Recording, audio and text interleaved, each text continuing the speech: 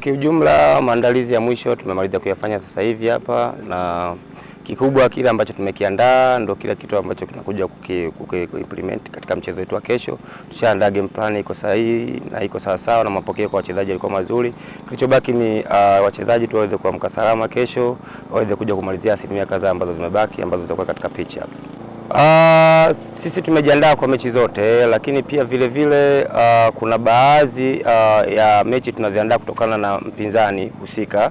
Mfano mechi yetu ya kesho dhidi ya Stand United, kwa namna ambavyo tumestudy kidogo, kuna namna ambavyo sisi wenyewe tumejiandaa na tumeitengeneza game plan yetu ambayo tunajua namna gani tutakuja kucheza kesho kwa ajili ya kuweza kuona namna gani tunaweza kupata matokeo ya point 3, kwa sababu mchezo wa kesho ni muhimu sana, lakini tunajua tutakuwa na upinzani mkubwa na ushindani wa hali ya juu, lakini sisi tuko tayari, tumejiandaa kiakili, kimwili kwa ajili ya kuweza kuona namna gani tunaweza kupata matokeo ya point 3.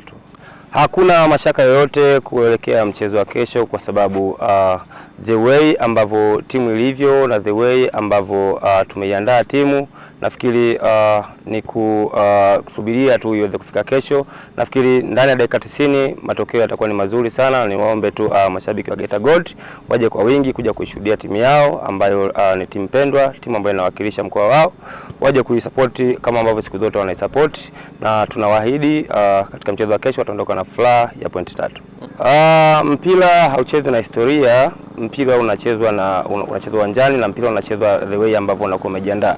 Na ukiangalia mechi unazungumzia msimu uliokuisha, tuliweza kufanikiwa sisi kuwafunga hapa Stand 3-1, lakini katika playoff tutoa nao sare. Kwa hiyo katika uwanja huu matokeo ambayo sisi tunayabeba ni ya point 3 na tunahitaji ni ya point 3 katika mchezo wa kesho, kwa sababu tunahitaji na hizo point, tunataka kuendelea ku maintain nafasi yetu, na point tulizonazo ziweze kuongezeka ili kutengeneza mazingira mazuri zaidi ya kuweza kupanda ambavyo lengo letu la msimu huu linavyotaka. Kwanza tunashukuru Mungu, tumemaliza mazoezi ya leo salama. Tumejiandaa sisi kama timu, tuko vizuri, tuko very organized.